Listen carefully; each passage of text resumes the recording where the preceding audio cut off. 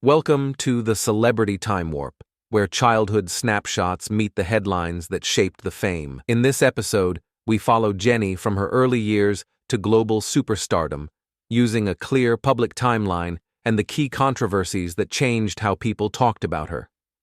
No fan wars, just context, turning points, and what shifted next. Before the stage name became a headline, before Jennie meant front-row flashbulbs and global brand power, she was simply a kid learning how to adapt. The early part of her story carries a detail that matters more than people realize. She spent formative years abroad in New Zealand, where the world feels both wider and lonelier at the same time. For a young person, being dropped into a different language, different rhythm, different social rules can either shrink you or sharpen you. And you can feel that sharpening in the then footage people love to dig up. A quiet composure, a careful way of watching before speaking, as if she's always measuring the room. It's not the loud confidence of someone born into attention. It's the steadier confidence of someone who had to build it. When you're young and away from home, you learn two things fast: how to stand alone and how to survive being misunderstood. That's why the time warp contrast hits so hard. Then, she's a kid living a normal day in a place where nobody is treating her like a public property. Now, she's someone the internet feels entitled to interpret, every expression turned into a screenshot, every movement turned into a verdict. But even in the early years, you can see the outline of what would later become the Jennie effect. The ability to hold attention without begging for it. The ability to look like she belongs in spaces that weren't built for her. And the kind of emotional self-control that often gets mistaken for coldness, until you remember how early she had to learn it. Then comes the pivot that changes everything. She returns to Korea and steps into a system designed to break you down and rebuild you as a product. The trainee years are where the childhood story ends, and the pressure story begins. If childhood is where you discover who you are, the trainee system is where you learn how quickly that can be taken apart and reassembled. Jennie's return to Korea didn't lead straight to fame. It led to a tunnel. Long years of repetition, evaluation, and waiting while your entire worth feels like it's measured by seconds. One vocal take, one dance run, one expression in a monthly test. This is where the time warp turns darker, because the before picture doesn't show what it costs to become ready. It doesn't show the bruised knees, the sore throat, the constant comparison, the anxiety of being replaceable. Training isn't just skill building. It's endurance training, physical and psychological. And the most important lesson it teaches is simple. You can't control the clock, but you can control your discipline. That discipline becomes a double-edged weapon later. It's the thing that makes an idol look unshakable on stage. It's also the thing that makes people assume you're fine, because you've been trained to hide every crack. And it's here that the future controversies begin to take shape, even before anyone knows her name. When you're taught to be perfect, the public doesn't forgive, almost. They don't see a hard week, a bad day, a body running on empty. They see a clip, and they build a story. Eventually, the tunnel opens. A new group is forming, a debut is coming, and Jennie steps into the spotlight not as a person, but as a symbol waiting to be defined. Debut doesn't feel like a beginning when you've trained for years. It feels like a verdict. The world finally sees what you've been preparing in secret, and in a single week, strangers decide what you are: star, filler, favorite, target. When BLACKPINK enters the scene, the impact isn't slow. It's instant visibility, music videos dissected frame by frame, performances clipped into endless loops, names trending faster than explanations can catch up. And Jennie becomes something specific very quickly: the it girl. Not because she shouts for attention, but because she doesn't have to. Her presence reads like a headline: sharp styling, controlled expressions, a confidence that can look effortless even when it isn't. Cameras love that. Brands love that. And the public loves and resents it at the same time. This is the first big then versus now slap. Then, she's a kid abroad trying to blend in. Now, she's a celebrity whose job is to stand out so hard that the world can't look away. But being the it girl is not a crown. It's a magnet. Everything attaches to you. Praise, expectations, suspicion, and the constant idea that you must be earning your position every second. In idol culture, your image is a contract with the audience, and people feel cheated the moment you look human. So Jennie's early peak sets the stage for what comes next. Scrutiny that doesn't measure her against other artists, but against perfection itself. And when perfection becomes the standard, all it takes is one viral clip to turn admiration into accusation. This is the chapter where a single word tried to follow Jennie for years. It didn't start as an official scandal with press conferences or lawsuits. It started the way modern celebrity controversy usually starts. A short performance clip, cut out of context, uploaded with a caption that tells you what to think before you even watch. Then another clip. Then a compilation. Then reaction videos. And suddenly, an entire narrative is born from fragments. Jennie is lazy, Jennie isn't trying, Jennie doesn't deserve the spotlight. Here's what makes it so sticky. Performance is visual, and the internet judges visuals faster than it judges truth. A singer can have an off night, and it's invisible. A dancer has one low-energy moment, and it becomes a screenshot. The more famous you are, the less you're allowed to fluctuate. You're not performing for the crowd anymore. You're performing for the edits. So the accusation spreads, and it spreads in a way that's almost impossible to fight. Because how do you disprove a feeling? Even if you post 10 strong performances, the internet can keep returning to the one clip it prefers, like a courtroom that only accepts one piece of evidence. But the deeper story isn't just the label, it's why the label worked. Jennie was already the it girl, already the most photographed, already the one people projected onto.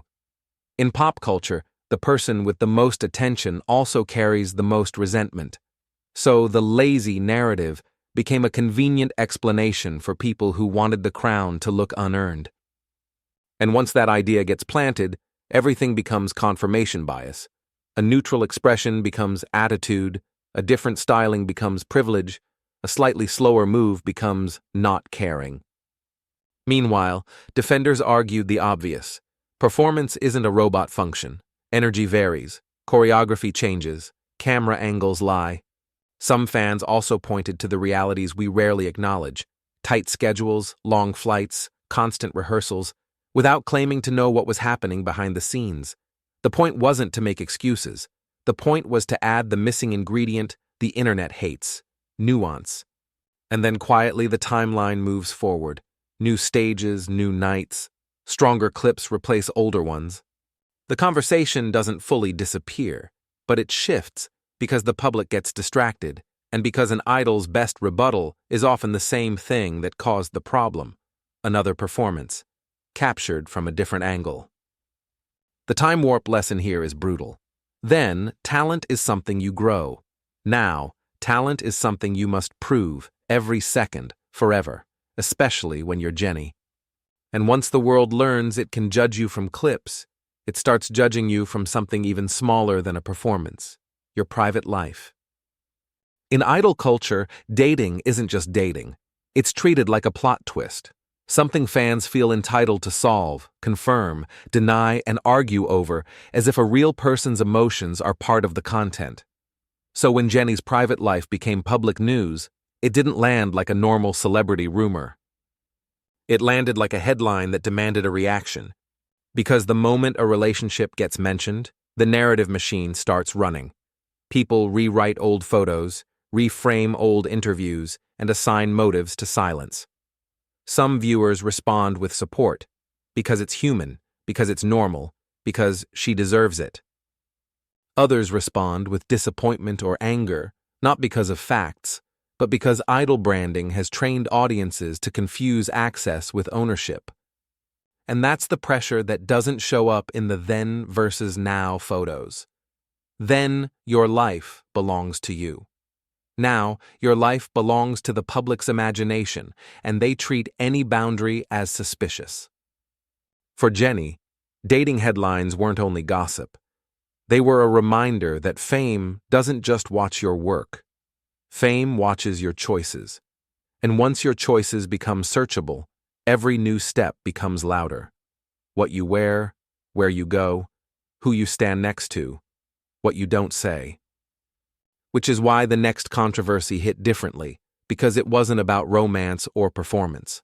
It was about stepping into a new arena where global audiences argue about art, boundaries, and image all at once.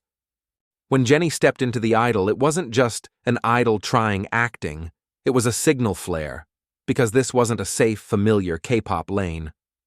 This was a Western pop culture arena that argues loudly about everything: power, sexuality, exploitation, intent, and what it means when an artist's image is used as storytelling material. And the Idol arrived already surrounded by controversy. Reviews, behind-the-scenes chatter, and social media discourse turned it into more than a show. It became a debate. People weren't only asking, is it good? They were asking, what is this saying and who does it benefit? In that kind of atmosphere, anyone involved can get pulled into the storm, even if their role isn't the center of it. For Jennie, the time warp tension was obvious. She had spent years being judged for micro moments. One dance clip, one facial expression, one rumor. Now she was being judged for something bigger and messier, the meaning people projected onto an entire project. Some viewers framed her participation as bold, an expansion, a risk, a refusal to stay boxed into a single industry's expectations. Others treated it like proof of something they already believed, whether that belief was admiration or suspicion. And that's what makes global fame different from local fame. The rules change depending on who's watching. In one culture, restraint is professionalism. In another, restraint is lack of authenticity. In one corner of the internet, silence is class. In another, silence is guilt. Jennie didn't just step into a new show, she stepped into a new interpretation machine. But here's the deeper thread. Stepping into controversy doesn't automatically destroy you. Sometimes it clarifies what kind of artist you're becoming. Sometimes it forces you to decide whether you want approval or agency.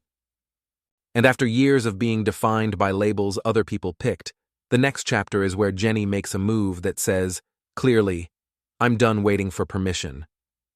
At some point, every superstar reaches the same crossroads.